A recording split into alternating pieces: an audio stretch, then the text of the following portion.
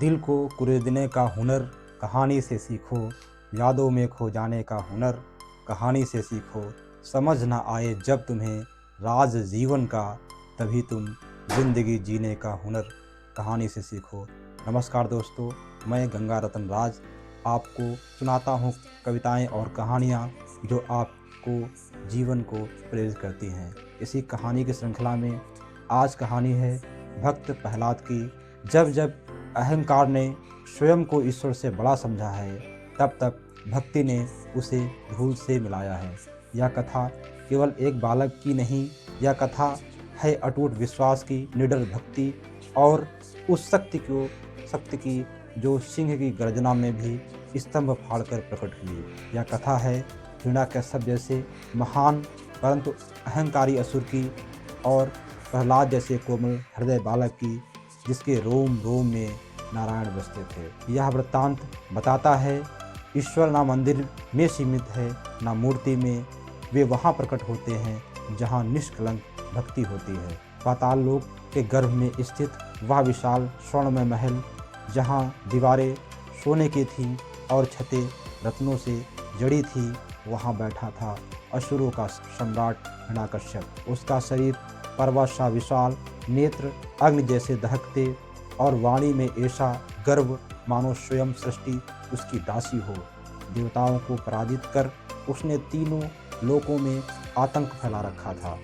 देवता भयभीत थे, ऋषि मुनि कांपते थे और यज्ञों की अग्नि बुझा दी जाती थी। हिरण्याकश्यप की एक ही प्रतिज्ञा थी, मैं ही ईश्वर हूँ, मेरे अतिरिक्त कोई विष्णु कोई नारायण नहीं। उसने इस घोर अहंकार की जड़ उसके भाई की मृत्यु में छिपी थी। हिरण्याकश्यप का छोटा भाई था हिरण्याक्ष। समुद्र में पृथ्वी को डुबोकर स्वयं को अजय समझ बैठा था, परंतु तभी प्रकट हुए भगवान विष्णु वराह अवतार में। धरती को दांतों से उठाकर उन्होंने हिरण्याक्ष का संहार कर दिया। जब यह समाचार हिरण्याकश्यप तक पहुंचा तो उसका हृदय शोक से नहीं प्रतिशोध से भर उठा। उसने आकाश की ओर देखकर गर्जना की और बोला, विष्णु, मैं तुझे मारूंगा, मैं अमर बनूंगा और तेरी पूजा पृथ्वी से मिटा दूंगा। हिरण्याकश्यप तपस्या करने मंदराचल पर्वत पर चला गया। उसकी तपस्या इतनी भयंकर थी कि देवताओं की सिंहासन डोलने लगे। अंततः प्रकट हुए ब्रह्मा जी बोले, वश वरदान मांगो। हिरण्याकश्यप ने ऐसा वरदान मांगा जो सृष्टि के नियमों को चुनौती देने वाला था। उसने मांगा, ना दिन में मृत्यु, न रात में, न घर के भीतर, न घर के बाहर, न अस्त्र से, न शस्त्र से, न मनुष्य से, न पशु से। ब्रह्मा जी विवश थे। उन्होंने विवशता की वजह से यह वरदान हिरण्याकश्यप को दे दिया। हिरण्याकश्यप लौट आया और स्वयं को उसने ईश्वर घोषित कर दिया। हिरण्याकश्यप की पत्नी थी कयाधु। वह असुर कुल की होकर भी हृदय से शांत और कोमल थी।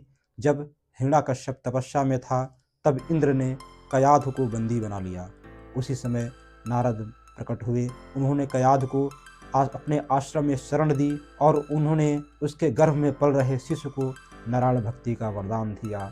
वह शिशु था भक्त प्रहलाद। नारद जी के उपदेश कयाधु के कानों से होते हुए गर्भस्थ शिशु के हृदय में उतर गए। नन्हा प्रहलाद गर्भ से ही नारायण नारायण का स्मरण करने लगा। समय आया और असुर कुल में एक ऐसे बालक ने जन्म लिया जो आगे चलकर अहंकार की सबसे बड़ी हार बनने वाला था। असुरों के महल में उत्सव था, ढोल नगाड़े बज रहे थे, दानव नृत्य कर रहे थे, पर उसी महल के एक कोने में एक बालक शांत बैठा था, नेत्र बंद, होठों पर मंद मुस्कान।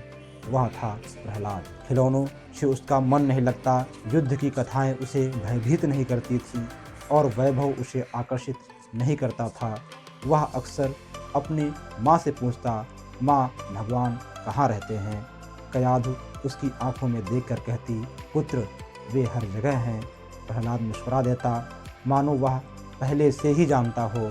जब प्रहलाद 5 वर्ष का हुआ, हिरण्याकश्यप ने उसे असुर गुरुकुल में भेज दिया।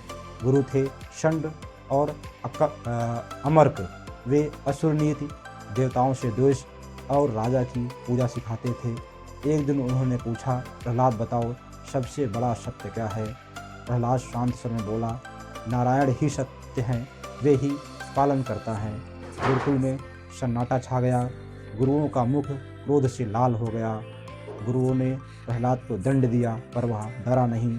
उल्टे अन्य बालकों को समझाने लगा, मित्रों, राजा बदलते हैं, शरीर नश्वर है, पर भगवान सदा हैं। असुर बालक पहली बार भक्ति का स्वाद चख रहे थे। यह समाचार हिरण्यकश्यप तक पहुंचा।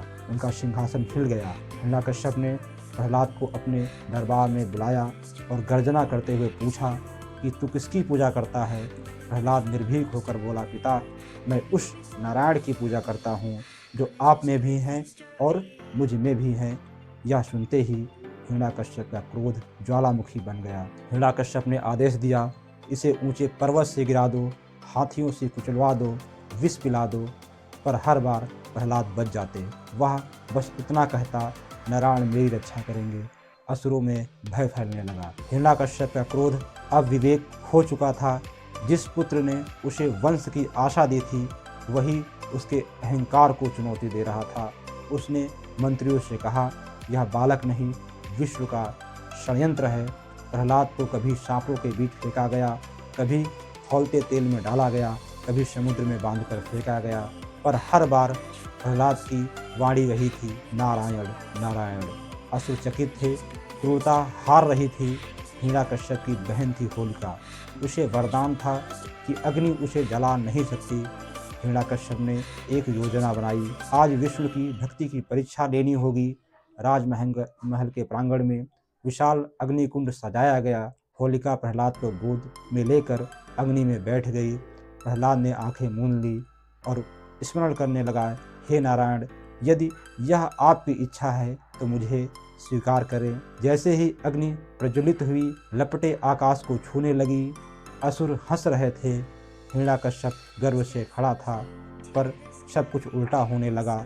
अग्नि ने होलिका को भस्म कर दिया और प्रहलाद कमल सा सुरक्षित बाहर आया। संपूर्ण सभा स्तब्ध थी। यही थी भक्ति की होली। हिरण्यकश्यप ने कांपते आवाज में पूछा, क्या तेरा विष्णु इसी स्तंभ में भी है? प्रहलाद ने शांत स्वर में कहा, हाँ पिता, वे हर जगह है। क्षण भर का सन्नाटा छा गया। हिरण्यकश्यप ने स्तंभ पर प्रहार किया। नरसिंह का प्राकट्य, स्तंभ फट गया। धरती कांप उठी। न आधा मनुष्य न आधा पशु नरसिंह अवतार प्रकट हुए। संध्या का समय था, न दिन था, न रात थी। देहरी पर न भीतर न बाहर, नख और दांत, न अस्त्र न शस्त्र। हिरण्यकश्यप का अंत समीप था। नरसिंह अवतार की गर्जना से तीनों लोग कांप उठे। हिरण्यकश्यप भय से पीछे हटा, पर मृत्यु से कोई नहीं बच सकता। भगवान नरसिंह ने उसे अपनी जांघों पर रखा। ना भूमि पर ना आकाश में। संध्या की लालिमा में उनके नखों से अहंकार का अंत हुआ। हिरण्यकश्यप की आंख में आखिरी क्षण में भय नहीं बल्कि विस्मय था। हिरण्यकश्यप का वध हो चुका था, पर नरसिंह का क्रोध अब भी प्रचंड था। देवता ऋषि सब भयभीत थे। तभी आगे बढ़ा एक नन्हा बालक प्रहलाद। उसने कांपते हाथ जोड़कर कहा, प्रभु, मेरे पिता को क्षमा करें, उनकी आत्मा को शांति दें। नरसिंह का क्रोध करुणा में बदल गया। प्रहलाद ने जो स्तुति की वह केवल शब्द नहीं, हृदय का समर्पण था। आप ना मेरे लिए आए ना मेरे पिता के लिए, आप आए भक्त की रक्षा करने के लिए। नरसिंह यह सुनते मुस्कुरा दिए। देवताओं ने प्रहलाद को राज सिंहासन सौंपा। वह असुरों का राजा बना, पर कभी अहंकारी नहीं हुआ। उसका शासन न्याय, दया और भक्ति से भरा हुआ था।